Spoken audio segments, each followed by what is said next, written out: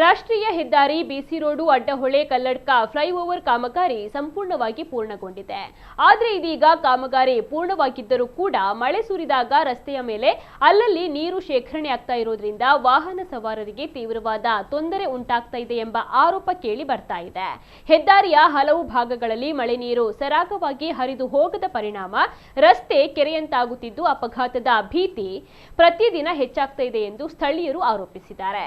ಭಾರೀ ಮಳೆಯ ಸಂದರ್ಭ ರಸ್ತೆ ಮೇಲೆ ನೀರು ನಿಂತಿರುವ ಕಾರಣ ವೇಗವಾಗಿ ಸಂಚರಿಸುವ ಲಾರಿಗಳು ಹಾಗೂ ಇತರೆ ಭಾರೀ ವಾಹನಗಳು ಮಳೆ ನೀರನ್ನ ರಸ್ತೆಯ ಎರಡೂ ಬದಿಗೆ ಚಿಮ್ಮಿಸುತ್ತಿವೆ.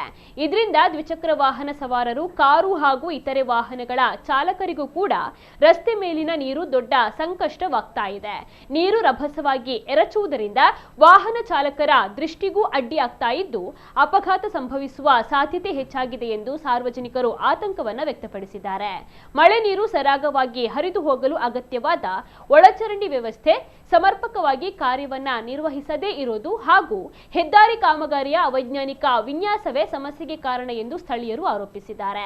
ರಾಷ್ಟ್ರೀಯ ಹೆದ್ದಾರಿ ಪ್ರಾಧಿಕಾರದ ಅಧಿಕಾರಿಗಳು ತಕ್ಷಣ ಸ್ಥಳವನ್ನ ಪರಿಶೀಲನೆಯನ್ನ ನಡೆಸಿ ನೀರು ನಿಲ್ಲುತ್ತಿರುವಂತಹ ಪ್ರದೇಶಗಳನ್ನ ಗುರುತಿಸಿ ಕಾಮಗಾರಿ ಕೈಗೊಳ್ಳುವಂತೆ ನಿರ್ದೇಶನವನ್ನು ನೀಡಬೇಕು. ದೊಡ್ಡ ಅನಾಹುತ ಸಂಭವಿಸುವ ಮೊದಲು ಸಮಸ್ಯೆಗೆ ಶಾಶ್ವತವಾದ ಪರಿಹಾರ ಕಲ್ಪಿಸುವ ಮೂಲಕ ವಾಹನ ಸವಾರರ ಸುರಕ್ಷತೆಗೆ ಆದ್ಯತೆಯನ್ನು ನೀಡಬೇಕು ಅಂತ ಸಾರ್ವಜನಿಕರು ಒತ್ತಾಯಿಸಿದ್ದಾರೆ.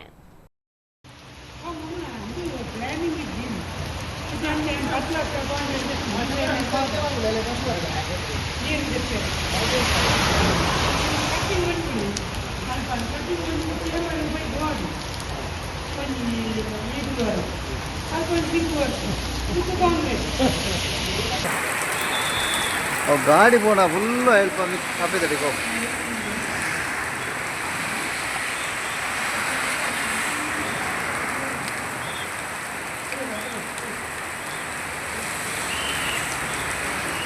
ಮಳೆ ಬಂದು ತುಂಬ ಹೊತ್ತಾಯಿತು ನೋಡಿ. ನೀರು ನಿಂತು ತುಂಬ ಕಷ್ಟ ಆಗ್ತಿದೆ. ಬರುವ ಟೂ ವೀಲರ್ಗಳಿಗೆ ತುಂಬ ಕಷ್ಟ ಆಗ್ತಿದೆ. ದೊಡ್ಡ ದೊಡ್ಡ ಲಾರಿಗಳ ವಾಹನಗಳೆಲ್ಲ ಚಿಕ್ಕ ಲಾರಿಗೆ ಆಗ್ತದೆ. ಇದೊಂದು ತುಂಬ ಅವೈಜ್ಞಾನಿಕವಾದ ಕಾಮಗಾರಿ.